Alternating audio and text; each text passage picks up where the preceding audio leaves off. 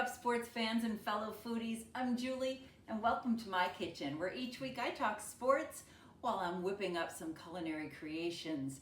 And this week, Cubs Nation, you're feeling a little bit like Dorothy from The Wizard of Oz. There's no place like home. That's because the Cubs currently have the best home record in the National League, second best in all of baseball. They are at 11 games straight at home that they've won. Nice job, Cubs. They took care of the Diamondbacks this weekend, completed the sweep. They have been winning at quite a clip at the friendly confines, friendly indeed, and we're gonna do some home cooking tonight in honor of that. All right, we're making some little individual chicken pot pies. You can do them in a big one, but we're gonna do some little mini ones instead. And I'm starting with 3 tablespoons of butter, and this is going in my low heat saucepan. We're gonna get that melted. And then we're going to start adding our aromatics, our onion and our garlic. But first we're just going to let that butter melt. And boy, have those Cubs been red hot. They've got guys who are coming through defensively.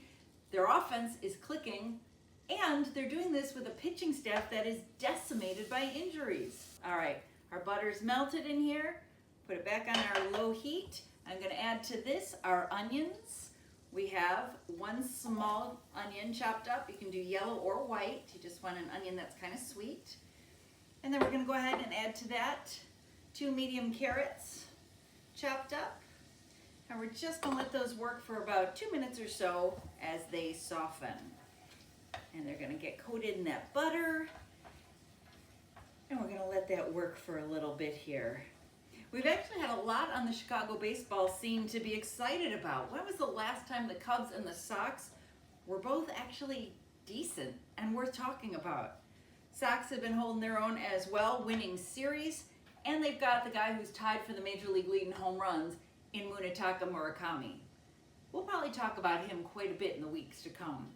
But today we are talking about what is going on at Clark and Addison. And Cubs fans singing "Go Cubs Go" at the end of the game until their lungs give out. And they've got a reason to be pretty excited because those Cubs have shot up to first place in their division. And again, good to see guys. Nico Horner, you knew he was going to produce. Nico Horner right now 10th in the National League in runs batted in. And you've got Ian Happ in the top 10 in runs scored. So those 2 guys helping to power that offense. Alex Bregman, you keep hearing such good things about him as a leader. You love everything you hear coming out of that clubhouse where it comes to their new acquisition at third base. And that team just seems to have some special juju going on when they're playing at home. Heck, maybe when they're at home, they're getting a little home cooking. Maybe they're kicking back with their significant other or their kids. Maybe they're enjoying some delicious food just like we're whipping up right here. All right, I've got a beautiful softening of my onions and carrots here. To that, I am going to add 2 cloves of minced garlic, nice and fresh. Those are our aromatics, onion, garlic, things like shallots.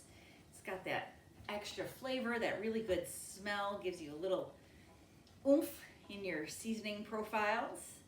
And we're just gonna let that go for about 30 seconds. Garlic does not need long. All right, you've heard me talk about making a roux before. A roux is a thickening agent that involves flour and butter. Well, we've got the butter in here with the vegetables that we are sauteing. And to that, we are gonna add 3 tablespoons of all-purpose flour. Bump that in there. And this is gonna get thick really quickly. You'll see it's kind of coating in there. We'll let that work for just a few seconds, about 30 seconds to a minute. Let that get all coated. And then when we add in our liquids here, it's gonna get nice and thick and silky. All right, so a couple quick tips. I'm all about convenience in the kitchen. If you're gonna make something from scratch, speed up the steps along the way as best as you can. And you'll see that coming up here in a second. So I chop these veggies, but if you don't want to chop them, you can buy them pre-chopped at the store.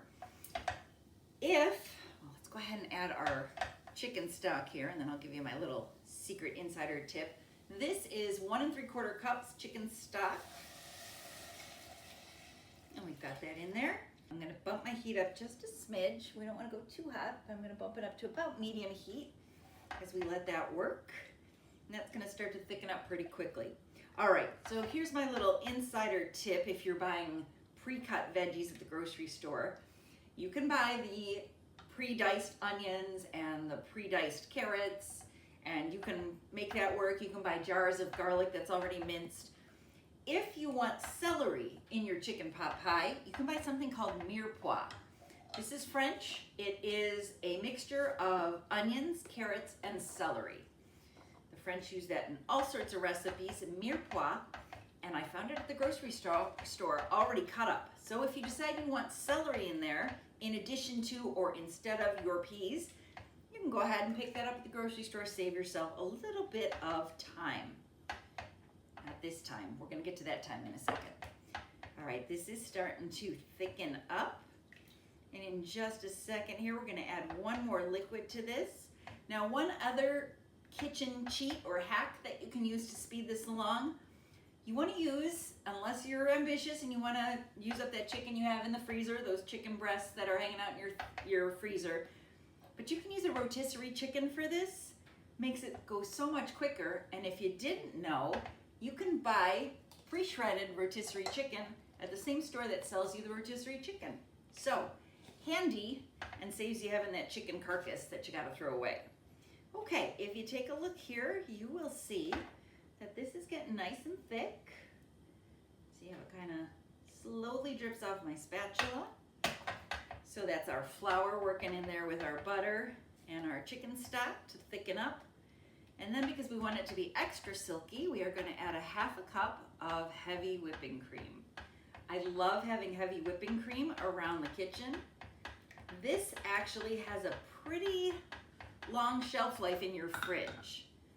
You usually get about a month or so before it expires, unlike milk. So it's good to have on hand for your dessert recipes if you want to whip some up just to put on strawberries or on a cake. It's also great when you're trying to make things like soups and sauces. That heavy whipping cream gives you that added decadence. I have this getting nice and thick and silky here. Give you a look, it almost looks like a veggie soup right now, like a cream of veggie soup. And as that continues to heat, it's going to continue to thicken. And then we're going to add our chicken. I've got 2 cups right here. You can use shredded, you can use diced, whatever floats your boat, whatever works for you. You're going to stir that in, and you're going to add 3/4 of a cup of frozen peas.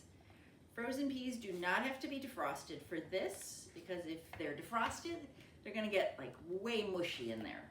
So it's okay if they've got a little bit of frost to them. So here's my 3/4 cups of frozen peas. And we're going to mix that into our chicken mixture as well. And this is looking classic right now. But you're thinking, well, Jules, I know how to make chicken pot pie. What else you got? Bring something else to the table.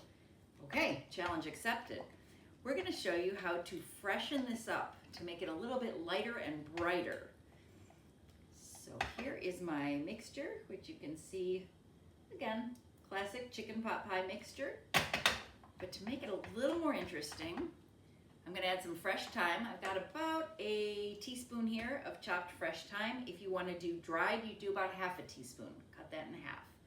So I'm going to smell those beautiful fresh herbs. And then, here's our secret. We're going to add some lemon to this. I took 1 lemon. I did about a teaspoon to tablespoon of lemon zest. Oh my goodness, that's going to smell good. It's going to give it a little added pop. Somebody's going to taste this and they're going to say, what is that flavor? What is that hidden ingredient? You can tell them or not tell them. It could be our secret. But it is smelling amazing. Between the fresh thyme and our lemon zest, doesn't get much better than that. We're going to add just a little smidge of pepper. You can do this to taste. I don't know about how much I like in there. You're going to want to add some salt as well. A little more liberal with the salt because I like salt better than pepper. All right, mix that in. Our mixture is beautiful. It is ready to scoop into ramekins. So ramekins are our little ceramic bowls, I guess for lack of a better word, little ceramic casserole dishes. Tell me these are just not the cutest thing you've ever seen. These are actually made by the brand Crock-Pot. So those we're gonna use today, but you can just use a regular one, just like this. You just want it to be able to hold enough for, well, I would probably eat 2 of these because a single serving would not be enough for me, but you know, you want it to look substantial. These little guys that I tend to use for prep, these are not only a little bit too small for a single portion for dinner, you also want to make sure they're safe for the oven. Our oven's preheated to 400 degrees. Those little red ones I just showed you, they cannot be in the oven more than 350 degrees. So you want to make sure whatever you're using is oven safe for the temperatures we've got it heating to. So I've taken this off the heat. The last splash we're going to put in here is a little squirt of our lemon juice.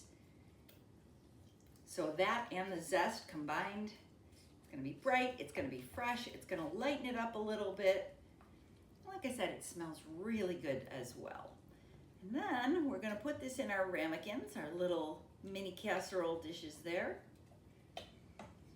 And I'm going to make this clean and easy by using a cookie scoop or an ice cream scoop, whichever you prefer. Go all lunch lady here. This helps you keep it from getting all over the place. I could pour it in from the pot, but it's unwieldy. It's kind of heavy. All right, we got that ready. I'm gonna set this right here. We're gonna move our filling off to the side. You can do this in a pie plate if you wanna make one big serving instead of a bunch of the little guys. But this will make at least 4 of these little ramekins. Now for the topping, I'm gonna go ahead and pull out our good old friend puff pastry, which I have thawed. You just need 1 sheet to do 4. If you want to go rustic, you're just going to cut this into 4 squares. And so it'll have some overhang on the edges, kind of like that. I'll show you on one of these. So when you have that overhang, rustic, it looks kind of like when people put the Swiss cheese over French onion soup. But I also cut out some circles. And if you do a circle, you want to go bigger than your ramekin. You want to go a little bit bigger because it's going to shrink in the oven. So I went a little bit bigger. Ideally, you'd want this to cool a little bit more, just maybe another minute or so, but we're going to forge ahead. If you let it cool a little bit more, you'll get a crispier crust. So you see, I'm kind of over the edges here. I'm going to do just a tight pinch, just quick around the edges, nothing fancy. And then we're going to use our egg wash. I've got 1 egg here that I just whisked with a fork. I added a splash of water to liquidify it a little bit more so it's not completely eggy. I'll brush this over, and this is going to give us a nice brown finish in the oven. And we're going to sprinkle a little bit of salt on there. Just a little spritz over the top. And you want to cut some sort of vent so it can breathe in the oven. You could do just some little slashes, or if you're feeling really ambitious Cubs fans, you can cut a W, because you've been flying that W flag quite a bit lately. So it's kind of a little messy there, probably because I had such a hot mixture in, but you can see I've got a W cut into the top. And this puppy is ready to go into the oven. All right, it's gonna cook about 20 to 25 minutes at 400 degrees, but keep an eye on it. When it starts to get really brown on the top, you'll know you're good. You'll know you can pull it out. So that baby's gonna go in the oven. We're gonna move this out of the way so we can show you what it looks like when it comes out of the oven. Because I just happen to have a few that I pulled right before we started. And look how pretty these turned out. And if you take a look here, you can see I kind of tried to scratch a W into there. Give it my best shot. This one just had a couple little slashes cut in it. And again, that's just to make sure you have a way for it to breathe. So it's looking pretty. It's got a nice crust on there. And I think we're ready to dig in and see how this one turned out. And boy, if you could just smell how good all those fresh ingredients smell. You could see the steam coming out. There's our chicken and our veggies. Oh my goodness, that fresh thyme makes all the difference in the world. You know, if you're feeling like you just need a little comfort food, because that's what home cooking's all about, isn't it? Hey, if I were the Cubs players and I were getting home cooking like this, yeah, I'd be performing pretty well at home too. So give it a try, see what you think. Feel free to let me know in the comments, and I'll see you back here next time. Thanks for joining me in my kitchen.